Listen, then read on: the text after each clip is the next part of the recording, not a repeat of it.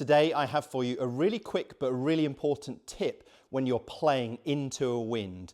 So we're just going to see a quick flyover of this beautiful hole at Spanish Bay. What you will perhaps notice here is the trees are starting to move. The trees are moving around. I've set us with a wind. It's a 20-mile-an-hour wind into my face, slightly off the right, but mainly into. Normally, at this yardage, 169, it'd be between a big 7 and a little 6 for me. But the quick tip is, what club shall I take? Well, when I play with golfers in pro-ams, or when I'm out on the course in a playing lesson, they tend to go, oh, I'll take one more. Well, actually, it's a bit more than that, I think you're going to see. So 1 mile an hour is about 1% when you're playing into the wind. So 20-mile-an-hour wind into our face, this is playing 20% longer as a pretty rough, but the most accurate gauge we've got.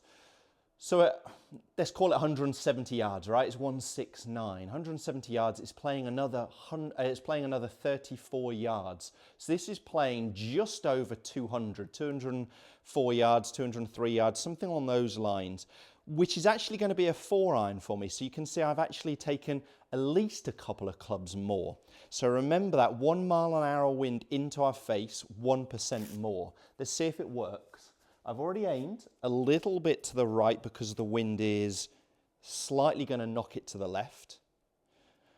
And I've compensated by upping the club. I'm not going to do anything different. I'm just going to try and hit a regular 4-iron.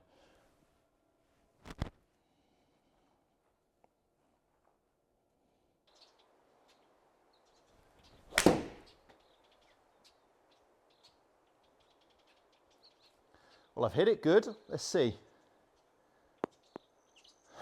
So I flushed that 4-iron, all of what, 165, you know.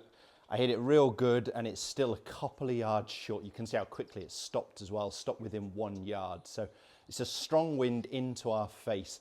I hit this about 200 yards. You can see how much effect that 35 yards or so that wind has taken out of it with a 20-mile-an-hour wind. So do definitely take a lot more club. Think of that 1%, 1 mile an hour. How are you going to know that? Before you play, look on the weather app, Met Office or anything along those lines. Look where the wind direction is. Look at what the normal speed is, the gust speed.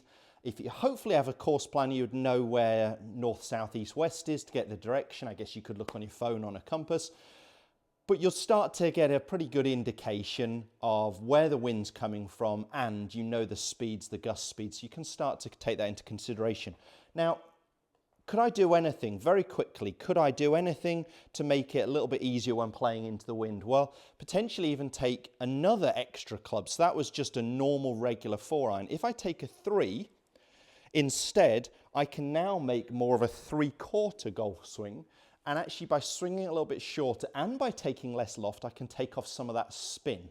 So I don't need to hit this one as full. I can feel more like a 3/4 action. There are other things I can do very quickly to help when you're playing into a wind. I can grip the club lower down the handle. That means you're going to bend over a little bit more and create a slightly steeper angle of attack. Again, taking some loft off. I could move the ball back in my stance. Again, taking some loft off. What I'm really going to do here is I'm going to grip it just a little lower, but I'm just going to try and make what feels like more of a 3/4 swing, and I've upped the club.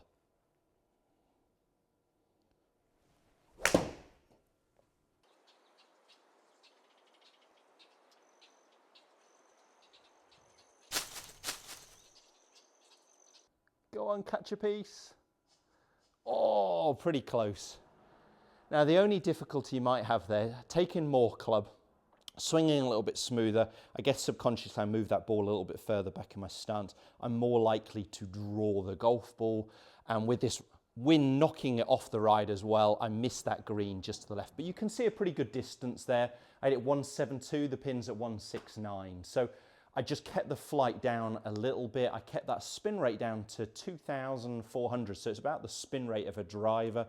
Keep the ball flight out the wind a little bit more. So an even more golf club and just swing it a little bit smoother. Give it a go next time you're on the course. Definitely take that calculation with you. 1% a mile an hour wind into is 1% more. So do a quick bit of maths and that's definitely going to help you out next time you play.